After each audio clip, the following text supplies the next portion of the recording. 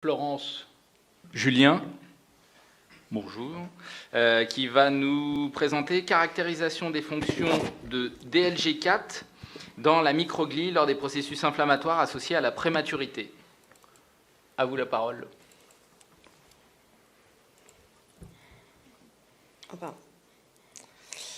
Bonjour, donc moi je vais vous parler d'une étude sur la caractérisation des fonctions de DLG4 dans la microglie lors des processus inflammatoires associés à la prématurité, qui est réalisée donc à l'UMR 1141 d'un laboratoire INSERM de l'Université de Paris.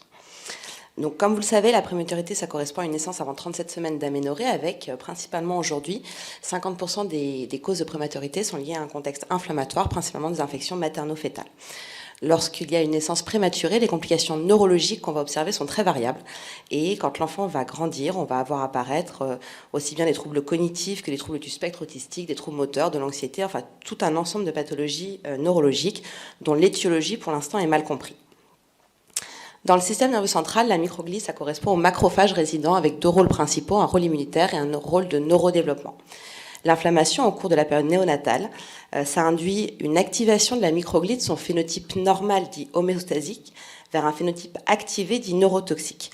Et ça va engendrer, maintenant on le sait, un blocage de la maturation des précurseurs des oligodendrocytes et donc des lésions séquelaires au niveau de la substance blanche. Dans le laboratoire où je travaille, il a été mis au point en 2011 un modèle d'inflammation périnatale, un modèle d'encéphalopathie du prématuré, qui consiste en des injections entre P1 et P5, donc sur des souriceaux dans les 5 premiers jours de vie, d'IL1β. C'est très important cette période parce que ça correspond aux 3e semaines de la gestation chez l'homme. Et dans ce modèle d'inflammation, ils ont été réaliser une analyse des interactions protéine-protéine par une analyse in silico. Et ils se sont rendus compte qu'il y avait deux grands réseaux de régulation de l'inflammation périnatale au niveau de la microglie, stade 3 qui était connu, et DLG4 qu'on ne connaissait pas. Alors, on le connaissait sous le nom de PSD95, mais en tout cas, on ne connaissait pas son rôle dans la régulation microgliale. DLG4, c'est quoi? C'est une protéine d'échafaudage qui appartient à la famille des maguc-protéines. Et puis, il va avoir normalement une synthèse microgliale exclusive pendant la première semaine de vie, et ça s'éteint à la fin de la première semaine de vie, et une synthèse neuronale à partir de la 2e semaine de vie, avec des rôles importants au niveau donc des synapses excitatrices. Ça permet l'ancrage des récepteurs au glutamate à la membrane postsynaptique, donc de ces synapses excitatrices, et puis un rôle dans la plasticité neuronale, dans la maturation synaptique. Et ce qu'ils ont observé en 2017, c'était qu'en cas d'inflammation, la sécrétion microgliale de DLG4 était maintenue au-delà de la première semaine de vie et donc empêchait quelque part la microglie de jouer son rôle de neurodéveloppement. Donc le principe a été d'essayer de voir si le fait de pouvoir bloquer DLG4 allait pouvoir nous permettre de diminuer la survenue de ces lésions. Donc sur la partie in vitro que je vais vous présenter aujourd'hui, on a réalisé des cultures primaires de microglie. Pour ça, on a donc sacrifié des animaux OF1 à P7. On a réalisé un tri magnétique, un tri cellulaire magnétique de la microglie en utilisant des billes de CD11B qui sont spécifiques de la totalité de la microglie, pas de sous-population spécifique, et on a fait de la culture primaire. À partir de là, on a fait une magnétofection avec des ARN interférents DLG4 ou des ARN interférents témoins pendant 24 heures, puis on a réalisé une stimulation inflammatoire associant de l'IL1β et l'interféron gamma.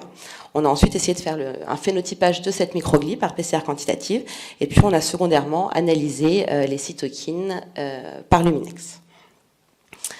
Donc la première chose que nous avons observée sur le côté gauche, c'est que donc lorsqu'on utilise un ARN interférent DLG4, on a une diminution en conditions normales et en conditions inflammatoires de l'expression en ARN messager DLG4. Donc notre siRNA fonctionne. On a essayé de valider ça au niveau protéique, et donc on a fait de l'immunohistochimie, et on a vu donc avec un anticorps anti-DLG4 qui est vert, le bleu c'est les noyaux en DAPI, le vert c'est DLG4, qu'on avait effectivement, en cas d'utilisation des ARN interférents, une diminution de la synthèse de DLG4 en conditions inflammatoires et en conditions normales.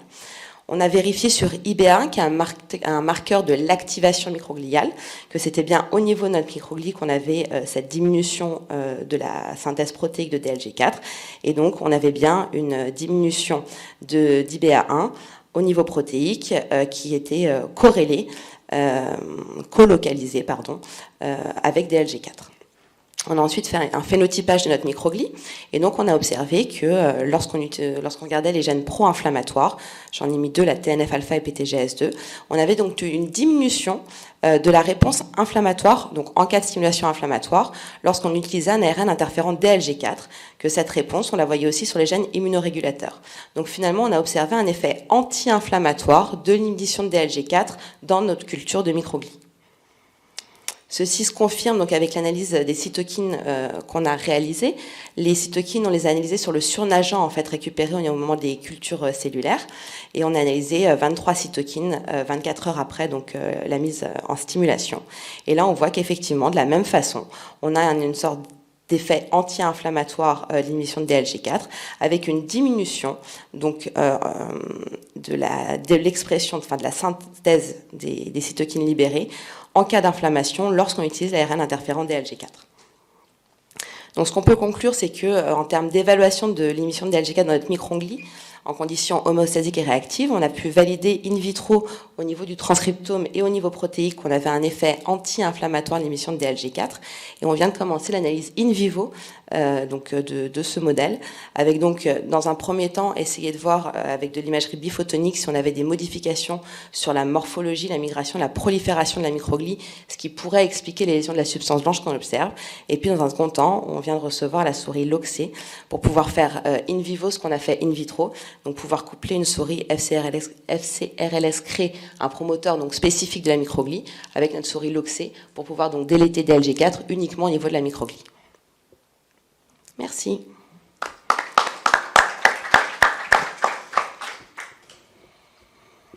Est-ce qu'il y a des questions dans l'assistance ?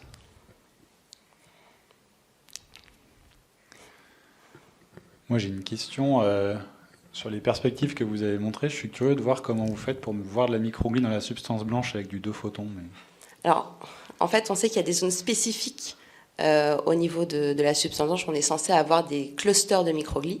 Et donc, finalement, sur le biphoton, on voit très bien, en fait, avec des marquages spécifiques comme CX3CR1 ou IBA1, qui sont des protéines microgliales exclusives, on voit très bien apparaître les clusters de microglie. Donc, on peut analyser les différences de morphologie. Et chez la souris, c'est pas trop profond. Alors, pour l'imagerie biphotonique, en fait, on a fait des coupes au vibratome, qui sont des coupes d'épaisseur de 200 micromètres. C'est pas in vivo, du coup. Non, pour le coup, le truc, ce sera pas le biphotonique sera pas in vivo. C'est uniquement analyse. Voilà, c'est ce qu'on peut pas aller en dessous de 800 micromètres. Ouais. Et même les petites souris, elles font plus que ça. Ok. Et est-ce que vous avez regardé sur des cultures, je ne sais pas s'il y a des mouvements ou des interactions cellule-cellule qui changent en fonction des traitements que vous appliquez sur Alors là, en culture? sur ce modèle-là, on n'a pas pu le faire parce qu'en fait, le trait magnétique qu'on fait avec le CD11B fait qu'on ne récupère que de la microglie. Et donc finalement, on n'a pas d'autres cellules, c'est vraiment de la culture primaire et on n'a que de la microglie à cet endroit-là. Et c'est de la monoculture microgliale. Exactement. Du coup, vous n'avez pas astrocyte microglie? Non, dans cette étude-là, non, pas du tout. Par contre, dans l'équipe où je travaille, on travaille aussi avec les astrocytes et donc c'est pas le même tri cellulaire qu'on fait dans ce cas-là. C'est pas le même marquage. Ok. Est-ce que vous vous attendez à des effets autres que l'effet anti-inflammatoire in vivo? Est-ce que cette protéine, elle ne doit pas avoir que ce rôle-là? Est-ce qu'il y a déjà des pistes là-dessus ou... Oui, il y a des pistes. Il y a plusieurs papiers avec, entre autres, dans l'Alzheimer, potentiellement, donc au sein des maguprotéines, elles sont plusieurs, la CPSD95, mais ils se sont rendus compte que quand il y avait une délation de PSD93 et 95, qui est une autre de la même famille, ça pouvait avoir des modifications dans le type d'expression d'Alzheimer. Et donc finalement, au-delà du prématuré, on pourrait avoir des applications plus tard avec essayer de réintroduire pour le coup du DLG4 quand il en manque dans d'autres types de pathologies.